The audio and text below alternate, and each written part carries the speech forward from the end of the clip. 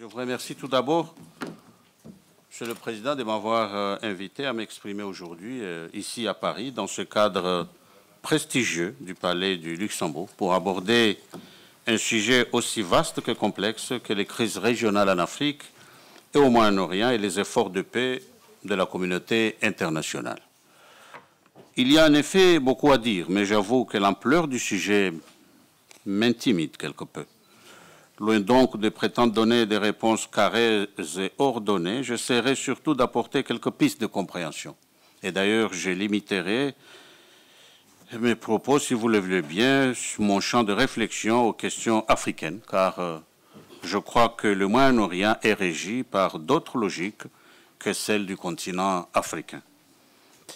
Tout d'abord, pour comprendre l'Afrique, nous ne devons pas nous tromper sur l'état du monde. Derrière le chaos apparent, survendu par les médias et entretenu par les réseaux sociaux, il y a de grandes lignes de force qu'il est nécessaire d'intégrer à notre raisonnement parce qu'ils interagissent avec les situations vécues sur le terrain et qu'ils leur donnent un sens. Si nous ne le comprenons pas, si nous ne savons pas les interpréter, si on se méprend sur leur signification, on ne saisira pas leur dynamique et on sera évidemment incapable d'y répondre par l'anticipation et par le travail politico-diplomatique et donc, en un mot, on court à la catastrophe. Je le dis avec tout le respect, l'amitié que j'ai pour nos amis français. Mais c'est exactement ce qui s'est passé dans le processus récent d'éviction de la France, d'Afrique de l'Ouest et du Sahel. L'incompréhension des dynamiques nationales et régionales de ce qu'on pouvait appeler ancien précaré africain de Paris a précédé et créé les conditions de succession, les conditions de la succession d'échecs, de déconvenues et d'humiliation même dont a été victime la diplomatie française dans un espace régional qui avait été longtemps son cœur de spécialité. Je rajouterai d'ailleurs que lorsqu'on ne comprend pas les dynamiques en cours ou qu'on ne les admet pas pour des raisons idéologiques par exemple, on n'est pas efficace non plus dans l'anticipation, la prévention et le traitement des crises. Ceci posé, quelles sont donc ces fameuses dynamiques dont je parle, qui structurent aujourd'hui les questions de paix et de sécurité en Afrique? Je débuterai, si vous le voulez bien, par la démographie, sujet dont je note qu'il est assez peu mis en avant en Afrique même. En 2050, la population du continent devrait atteindre 2,5 milliards d'habitants, soit 25% environ de la population mondiale. Et en extrapolant à 2100, l'Afrique pourrait compter jusqu'à 4,3 milliards d'habitants, soit plus d'un tiers de l'humanité. Au moment où nous nous parlons, plus de 60% de la population africaine a moins de 25 ans. Et dans la frange sahélienne notamment, nous avons des moyennes d'âge de 17 ans. Il n'y a pas lieu d'être grand clair pour comprendre que si cette jeunesse a accès à l'éducation, à l'emploi et à la participation politique, elle peut devenir une force d'innovation, de croissance et de changement positif. C'est ce qu'on appelle le dividende démographique. Mais dans le cas contraire, si cette immense jeunesse africaine est marginalisée, en proie au chômage et à l'abandon, elle alimentera les mouvements de protestation, les migrations massives et le recrutement au sein des groupes extrémistes. La démographie, c'est aussi le facteur majeur de pression sur les ressources et les services publics, en particulier sur les systèmes de santé, l'éducation, l'eau, la nourriture et les logements. Si les États ne peuvent pas répondre à ces besoins parce que leur mentalité les dépasse, alors les tensions sociales, les conflits ethniques ou communautaires, les aspirations à la guerre contre le voisin croîtront immanquablement. Quelles leçons en tirer? Eh bien, il y a au moins deux principales. D'une part, favoriser la transition démographique, là où elle est le plus nécessaire, en jouant sur tous les ressorts incitatifs à notre disposition, qu'ils soient de nature économique, culturelle ou même religieux, et surtout faire un effort significatif en matière de gouvernance, notamment d'éducation et de santé, pour que la jeunesse africaine n'ait plus jamais le sentiment d'être l'éternel sacrifié des politiques publiques. Deuxième élément constitutif de cette dynamique en œuvre sur le continent, c'est la volonté profonde des Africains d'être souverains. Vous me direz que ce n'est pas nouveau, puisque cela nous ramène au contraire à la question de la décolonisation des années 60-70 au siècle passé. Et pourtant, il y a un élément inédit aujourd'hui, la capacité croissante des États africains à déterminer souverainement leur politique étrangère, leur insertion dans tel ou un tel système d'alliance, à choisir librement avec qui ils veulent coopérer, travailler, échanger. Et c'est bien au-delà des sphères d'influence classiques dessinées par le triptyque colonisation, décolonisation, guerre froide, qui s'étend de 1885 avec le partage de l'Afrique aux années 90 du siècle passé. Ensuite, il y a la multipolarisation du monde et l'émergence du Sud global sont un des nouveaux éléments structurants des dynamiques en cours. Elles offrent aux États africains des options de choix, des choix multiples qui marquent un vrai tournant par rapport aux situations héritées de l'histoire. Des acteurs aussi divers que la Chine, la Turquie, l'Inde, les Émirats arabes unis, sans parler évidemment de la Russie, font partie aujourd'hui des équations diplomatiques africaines. Ils n'annulent pas le passé, mais pour reprendre une expression un peu galvaudée, ils ouvrent le champ des possibles.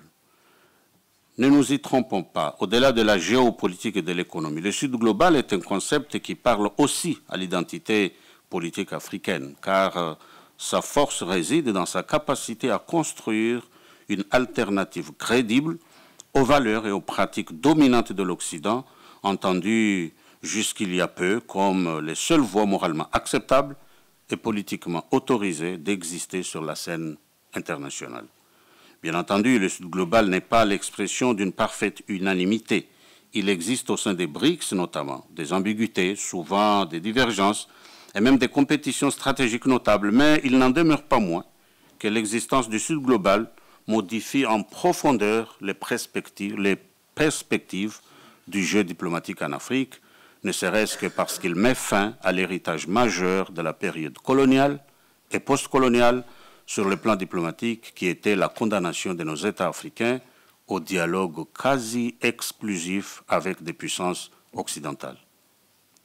Le quatrième élément structurant des dynamiques en cours autour de la paix et de la guerre, de la stabilité ou de l'instabilité en Afrique, c'est l'effondrement du mythe du multilatéralisme, dont la politique de l'administration Trump s'est fait le révélateur brutal. En Afrique comme ailleurs, nous devons reconnaître que l'histoire, malheureusement, ne s'est pas faite par et grâce aux organisations multilatérales, ou si peu. En Afrique comme ailleurs, l'histoire est fondamentalement l'œuvre des États et de la compétition entre ceux-ci. La démondialisation économique, dont la guerre commerciale menée par les États-Unis est le meilleur exemple, s'accompagne d'une mise sur la touche des institutions internationales qui nous affectent tous. Au fond, l'effondrement du multilatéralisme, c'est aussi un retour très cru au réel, c'est-à-dire au rapport de force, aux relations de puissance, à l'hégémon, qui n'avait pas disparu du paysage international, loin s'en faut, mais qui était camouflé par un discours partenarial et par la consécration d'un droit international que tout le monde savait, en son fort intérieur, largement inopérant. Je crois, hélas, qu'il suffit de regarder le cas de Mayotte ou de Chagos pour s'en convaincre. Et de Mayotte, justement, parlons-en. Comment comprendre qu'un membre permanent du Conseil de sécurité, en l'occurrence la France, ne rate jamais une occasion pour réclamer, à raison d'ailleurs, le respect stricto sensu du droit international, d'une part, mais d'autre part, ou sous d'autres cieux, continue à violer toutes les résolutions pertinentes des Nations Unies sur la communauté de cette île, notamment la résolution 376 du Conseil de sécurité du 17 octobre 1975 et la résolution 3385 du 12 novembre 1975 relative à l'admission des Comores aux Nations Unies. Inutile de préciser ici que ce sont justement ce genre de comportements qui éloignent de plus en plus le Sud global de l'Occident, considéré arrogant, condescendant, et incapable d'assumer sa responsabilité historique de conduire, par exemple, ces anciennes colonies vers la prospérité et non le contraire. Qu'il se rende à l'évidence, le monde a changé. En tout cas, on peut acter comme hypothèse que la gestion des frontières des États africains ne manquera pas d'être à nouveau posée en tant que conséquence de cet effondrement du multilatéralisme et de la désacralisation du droit international. Comme vous le savez, l'Organisation de l'Unité africaine, ancêtre de l'Union africaine, avait opté dès 1964 en faveur du principe de l'intangibilité des frontières, déclarant que tous les États membres s'engagent à respecter les frontières existantes au moment où ils ont accédé à l'indépendance. Pour les dirigeants africains, cet impératif concerne d'une part toute revendication territoriale venant de notre État et d'autre part tout mouvement sécessionniste venant de l'intérieur de nature à mettre en cause les frontières issues des indépendances. Ce principe de stabilité qui a structuré les relations interétatiques en Afrique depuis 1960 n'est certes pas condamné à disparaître, mais la construction progressive des véritables États-nations africains à l'intérieur des frontières stabilisées demeure un obstacle puissant et heureux à la remise en cause généralisée des frontières. Cependant, la question des frontières risque bien, je le crains, d'être remise sur le devant de l'actualité. Comme tout et chacun, j'observe que dans certaines parties du Sahel ou d'Afrique centrale, les frontières peuvent être partiellement vidées de leur sens. L'État moderne, formellement souverain, mais en réalité sa capacité à exercer administrativement et l'administration effective de son territoire appartient à d'autres acteurs, le plus souvent notatiques. La notion des frontières au sens classique du terme ne disparaît pas, mais elle devient alors évanescente. Par ailleurs, alors que les États-Unis de Donald Trump remettent aujourd'hui en cause les frontières héritées de l'histoire, comme on le voit avec le cas du Groenland et du Canada, ce mouvement pourrait aussi avoir des conséquences en Afrique et constituer la base des revendications territoriales basées sur la continuité ethnique, le rééquilibrage des superficies ou un accès plus juste aux richesses naturelles. Je crois que c'est ce qui se passe aujourd'hui en RDC, en donne un assez bon exemple. Ce cas congolais m'amène aussi à aborder ce qui constitue selon moi le dernier élément de la dynamique de la paix en Afrique. Je vais parler ici de la compétition entre la Chine et les États-Unis pour le contrôle des métaux stratégiques. Il s'agit là d'une des composantes les plus violentes de la compétition sino-américaine où toutes les gammes de l'hégémonie sont utilisées par les deux acteurs.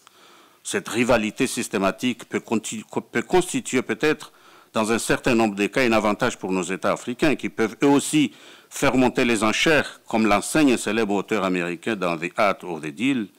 Malheureusement, j'ai le sentiment que cette rivalité est de plus en plus désinhibée et surtout de nature à entretenir des tensions et des instabilités croissantes sur le continent.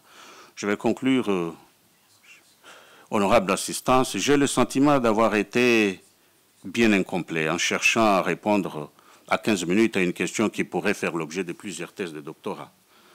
J'aurais pu et sans doute dû aborder les défis du changement climatique, la spécificité des îles africaines, la géopolitique, l'énergie, les liens imbriqués entre diplomatie africaine et arabe, je pense en particulier à l'Afrique du Nord et à l'Égypte, mais tout cela aurait nécessité des heures d'échange. Toutefois, avant de rendre la parole, je souhaiterais revenir rapidement sur la vaste question de la société internationale. Et je me pose des questions. Existe-t-il une société internationale? Est-elle dotée des moyens qui lui permettent d'anticiper, d'intervenir, de réguler les crises et d'en limiter les risques et les excès? Je ne vais pas apparaître exagérément pessimiste ou pire encore cynique, mais je crois qu'il faut nous rendre à la raison. La société internationale, au sens de la Charte des Nations Unies, est aujourd'hui dans le coma. Personne n'en entend plus rien, ou si peu. Et si l'Afrique et ses dirigeants ne sauraient donc baser leur stratégie sur une chimère. Avec l'effacement actuel de l'ONU, il paraît évident que nous sommes aujourd'hui à un nouveau tournant dans la redéfinition de la société internationale, comme ce fut le cas avec l'échec de la SDN, dont je rappelle qu'elle a tenu d'abord au refus des États-Unis d'y participer. La seule différence avec l'histoire qui s'en est suivie, c'est que nous ne connaissons pas encore la nature exacte du système qui va s'imposer, ni sa capacité à produire suffisamment d'équilibre pour maîtriser les affrontements qui menacent. En effet, ne sommes-nous pas en train de vivre les derniers souffles de l'ONU et l'émergence de quelque chose d'autre sans que nous nous rendions compte? Que nous reste-t-il alors pour travailler à la paix sur notre continent? Eh bien, je crois que quelque chose de très puissant est capable de nous y aider. Cela s'appelle le bon sens, la sagesse de l'homme africain enraciné dans sa terre et qui parle à Dieu, et la volonté consciente des peuples du continent à bâtir enfin leur histoire en dehors des tragédies. Si vous me permettez cette dernière pirouette, j'ai la conviction que nous saurons définitivement construire la paix et la stabilité en Afrique en démontrant que le grand Léopold Sédar Senghor s'était trompé le jour où il avait cru que l'émotion est nègre comme la raison est hellène, car l'émotion peut être hellène et la raison africaine. Et c'est à nous de le démontrer. Je vous remercie. Merci beaucoup, excellent.